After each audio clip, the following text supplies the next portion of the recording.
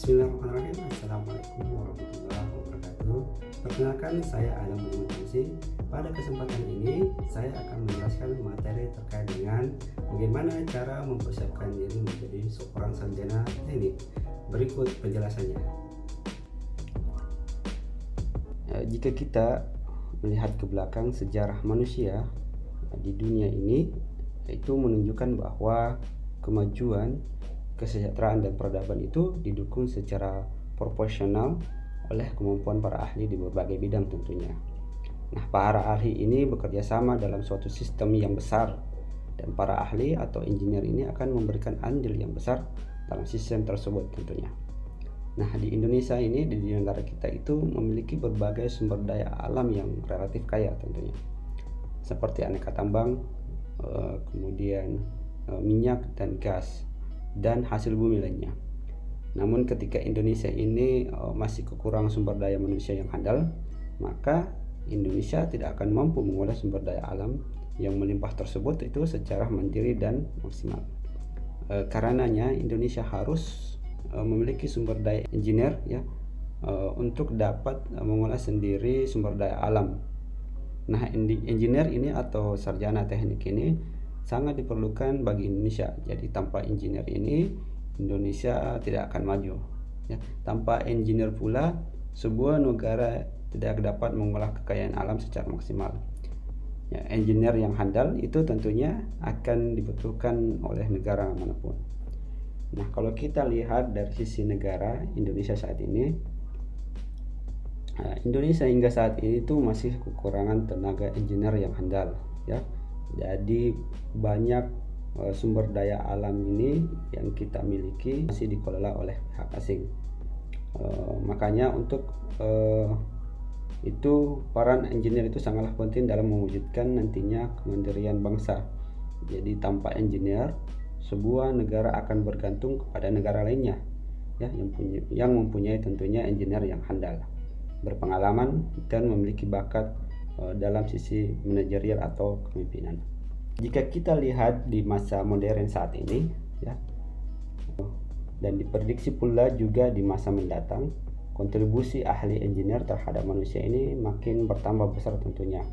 Keselamatan, kesehatan dan kesejahteraan masyarakat serta keadaan lingkungan akan sangat dipengaruhi oleh keputusan dan dari ahli engineer. Oleh karena itu, ahli engineer ini perlu memiliki nantinya adalah sikap mental dan etika yang baik, agar bisa memberikan kontribusi positif bagi manusia dan lingkungannya. Jadi ahli engineer itu selain mempunyai kewajiban secara umum terhadap umat manusia dan alam semesta, jadi juga secara khusus diharapkan bisa memberikan kontribusi yang besar bagi bangsa,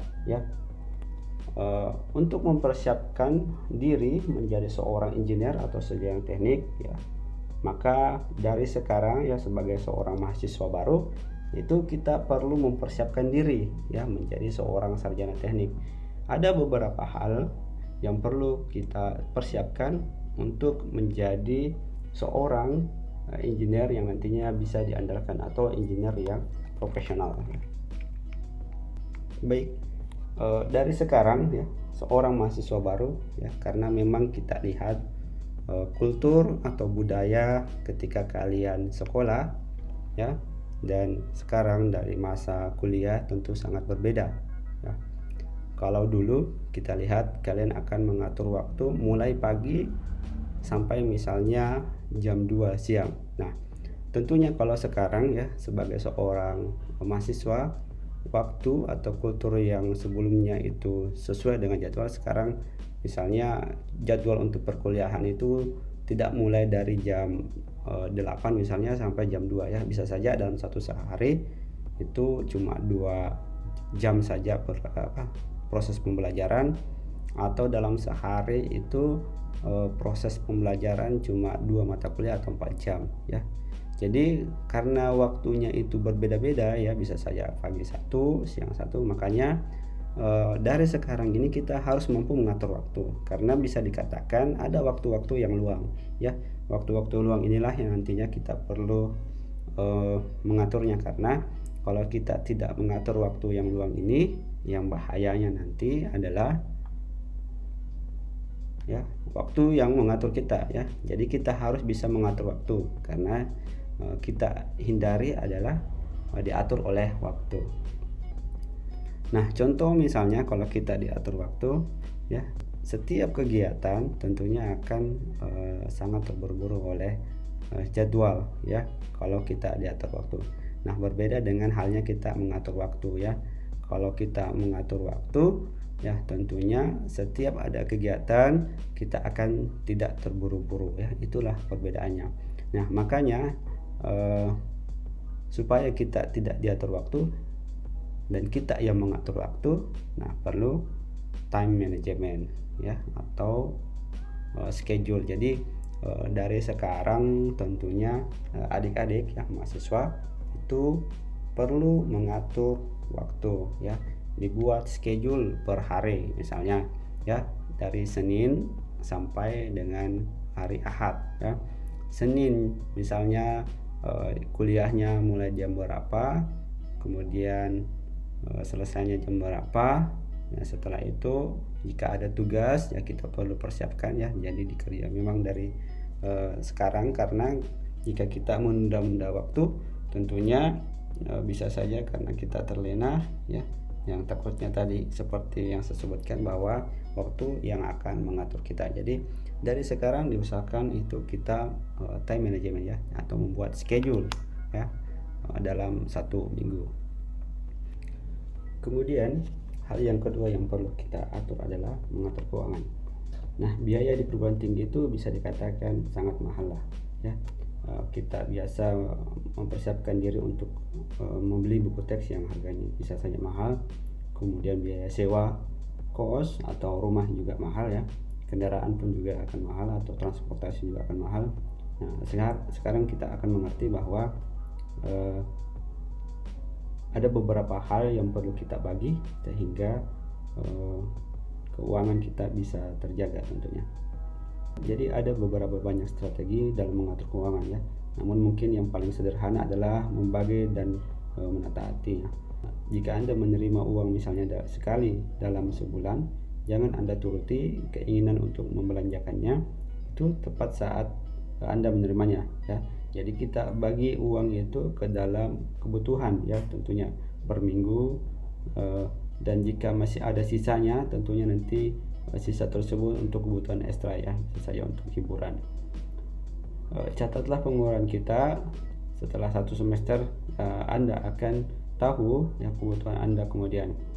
Hal ini akan membantu Anda dan sumber keuangan Anda, misalnya sanak saudara Anda akan mengetahui nantinya seberapa besar dan kapan Anda membutuhkan uang ya.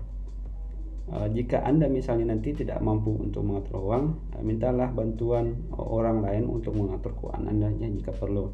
Jangan malu-malu untuk minta bantuan, karena banyak orang telah melakukan hal yang sama ya. Akhirnya lihat sekitar dan mengetahui apakah Anda jalan lain untuk mencari pendapatan tambahan ya, seperti itu.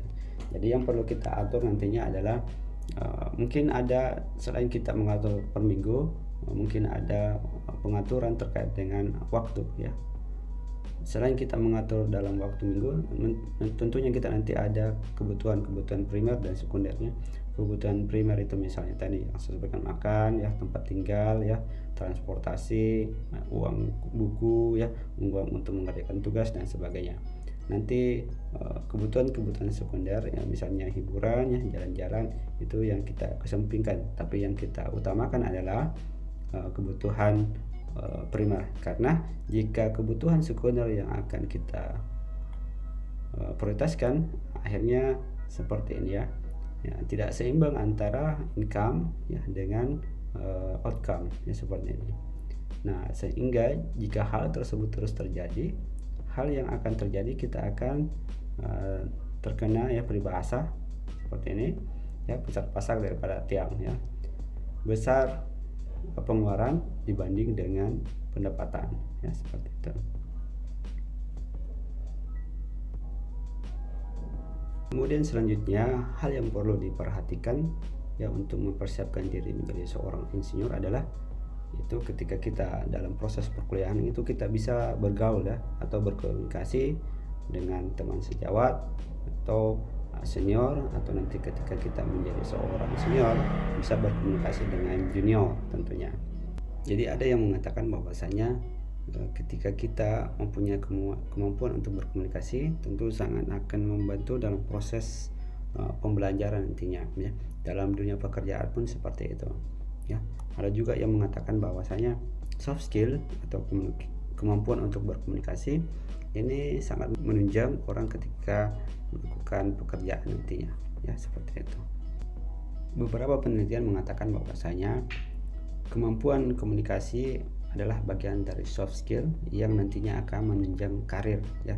Semakin kita bisa bergaul atau berkomunikasi dengan baik, tentunya akan semakin membantu kita dalam proses nantinya itu pembelajaran ataukah dalam proses pekerjaan nantinya ketika kita sudah bekerja tentunya.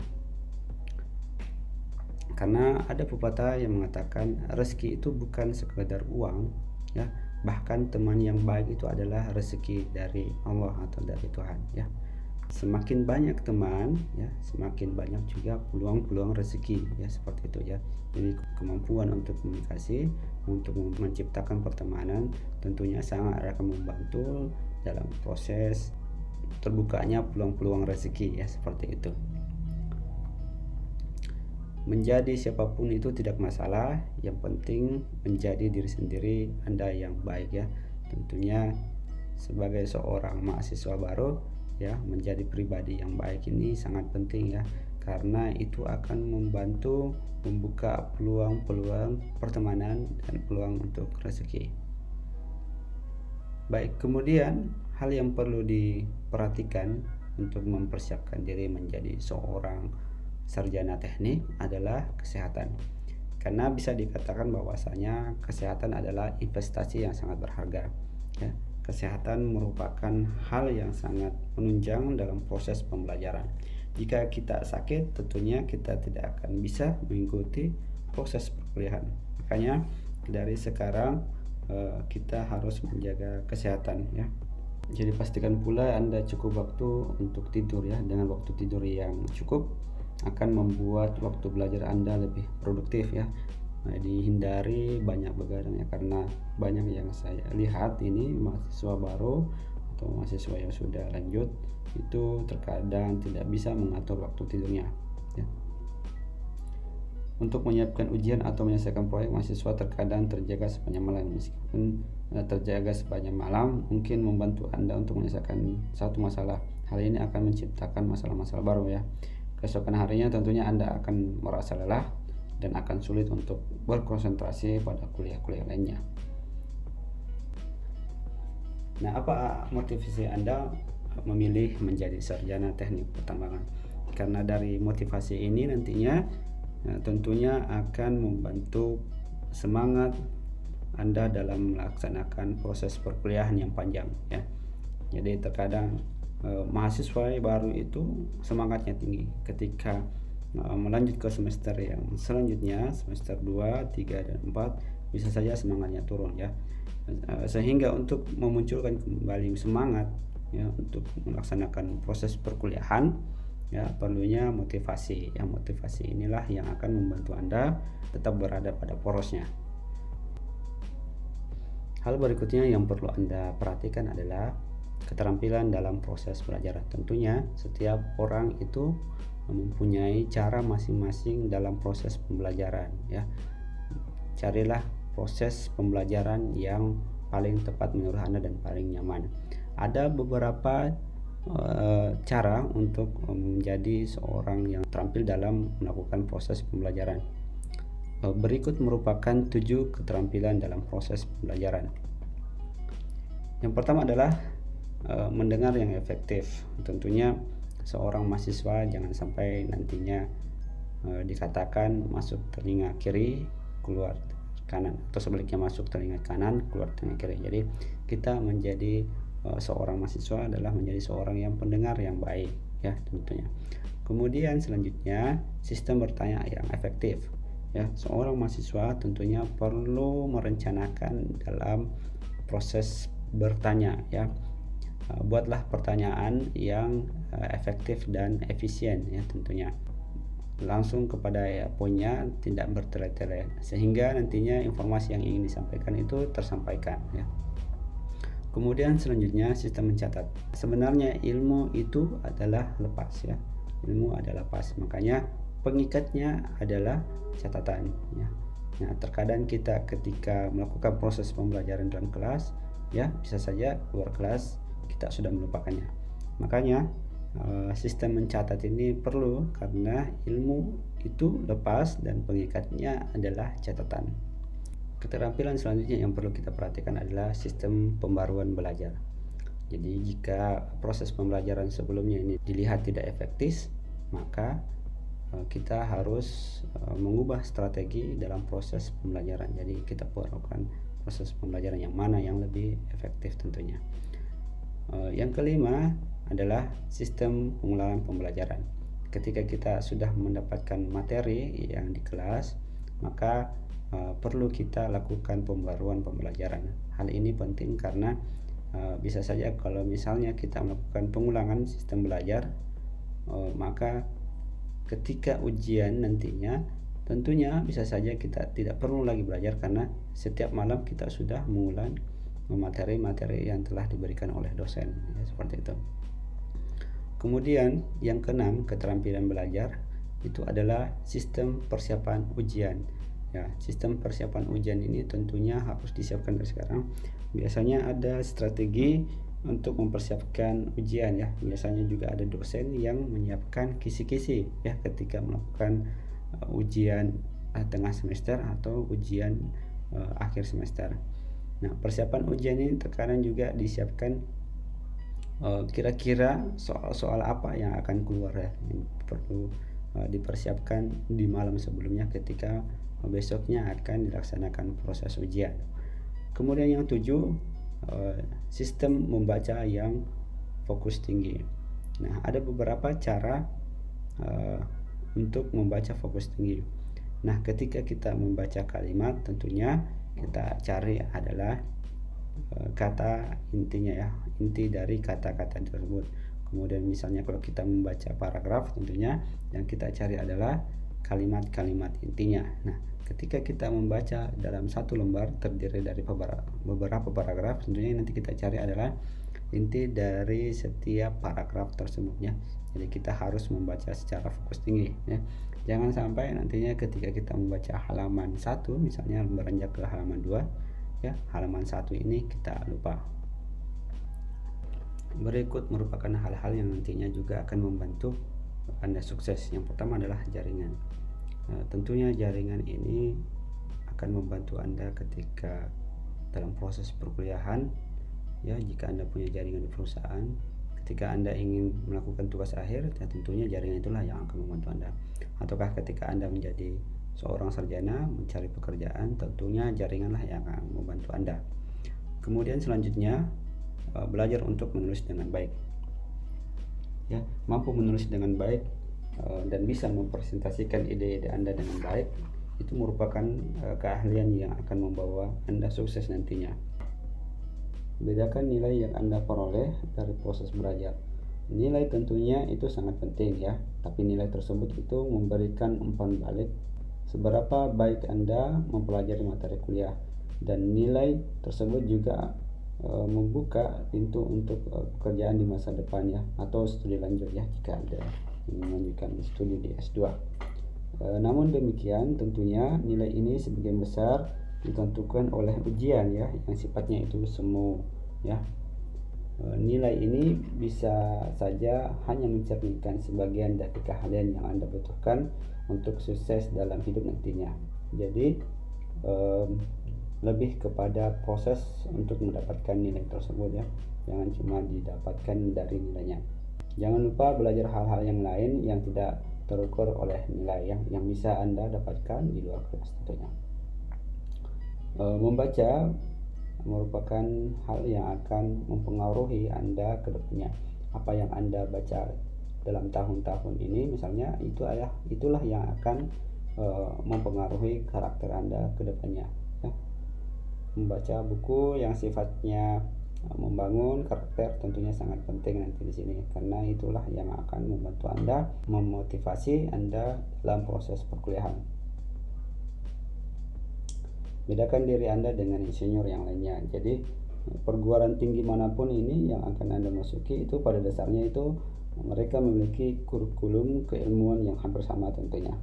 Nah, ketika Anda lulus, jadi ada beberapa ribuan insinyur atau sarjana teknik ya, dengan pendidikan formal yang hampir sama dengan Anda. Jadi nanti bagaimana Anda bisa membuat diri Anda itu berada lebih atau memiliki nilai lebih dari insinyur atau engineer yang lainnya. Kemudian hal yang perlu diperhatikan ya, yang akan membantu Anda sukses adalah buat ribuan pertemanan ya.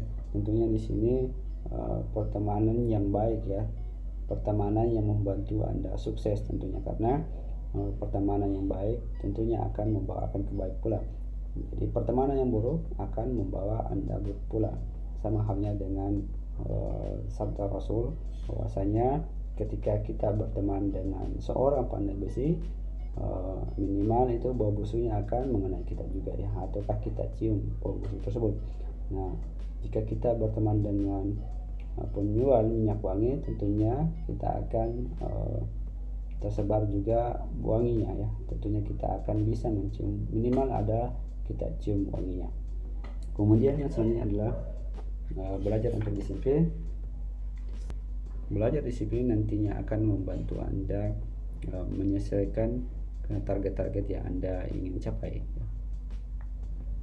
Itulah tadi hal-hal yang Anda perlu perhatikan untuk mempersiapkan diri menjadi seorang sarjana teknik. Baik, sebelum kita selesaikan proses perkuliahan hari ini, silahkan kerjakan tugas ya. Tugas tersebut itu ada juga saya upload di Kalam ya.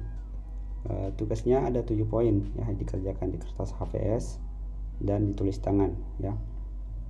Pertanyaan pertama ya, siapkan daftar rencana dan tujuan Anda dalam jangka pendek ya, 1 tahun. Misalnya dalam 1 tahun ke depan Anda ingin mendapatkan IPK minimal 3,5 misalnya. Kemudian jangka menengah 5 tahun, dalam waktu 5 tahun ke depan Anda sudah selesai dan misalnya sudah mendapatkan pekerjaan di perusahaan tambang ternama. Kemudian jangka panjang misalnya 20 tahun Anda sudah ingin menjadi seorang manajer. Kemudian yang kedua, buatlah daftar kekurangan dan kelemahan diri Anda. Rancanglah rencana untuk mengatasi kelemahan Anda. Jadi Anda tuliskan di sini adalah apa misalnya kekuatan dan kelemahan diri Anda ya. Kemudian nanti dari kelemahan tersebut itu buatlah rencana untuk mengatasi kelemahannya. Kemudian poin yang ketiga, buatlah daftar aktivitas yang menarik bagi Anda ya. Apa aktivitas yang menarik buat Anda saat ini? Misalnya aktivitas yang menarik bagi Anda adalah membaca ya. Kemudian selanjutnya, buatlah daftar aktivitas yang Anda kerjakan dengan sepenuh hati ya. Ada beberapa pekerjaan yang memang Anda sangat minati atau Anda sangat nyaman di situ. Sama halnya misalnya ketika Anda membaca, Anda nyaman situ. Itulah aktivitas yang Anda kerjakan sepenuh hati. Nah, terkadang aktivitas yang kita kerjakan dengan sepenuh hati itu adalah aktivitas yang lupa waktu ya. Maksudnya ketika Anda kerjakan, Anda lupa waktu ya. Kemudian selanjutnya, buatlah daftar prestasi dalam hidup yang membuat Anda bahagia nantinya. Kemudian yang keenam, persiapkan jadwal mingguan aktivitas Anda, termasuk kuliah, waktu belajar, tidur, olahraga, makan dan sebagainya. Ini sama halnya dengan schedule. Kemudian yang ketujuh, buatlah daftar tentang karakter menarik yang Anda temukan pada orang lain ya. Kemudian identifikasi mana karakter-karakter tersebut yang Anda temukan pada diri Anda sendiri. Jadi ada nanti misalnya tokoh-tokoh yang menarik bagi Anda, kemudian kan nanti temukan karakter-karakter tersebut yang ada pada Anda. Jadi tugas ini adalah tugas yang nantinya itu kita akan melihat apakah rencana Anda misalnya dalam jangka waktu 1 tahun, 5 tahun, dan 20 tahun ini bisa tercapai ya. Itu bisa dilihat dari pertanyaan-pertanyaan yang Anda jawab pada poin 2, 3, 4, 5, dan 6 nantinya ya. Saya rasa cukup sampai di sini. Sekian, wabillahi taufiq wal hidayah. Wassalamualaikum warahmatullahi wabarakatuh.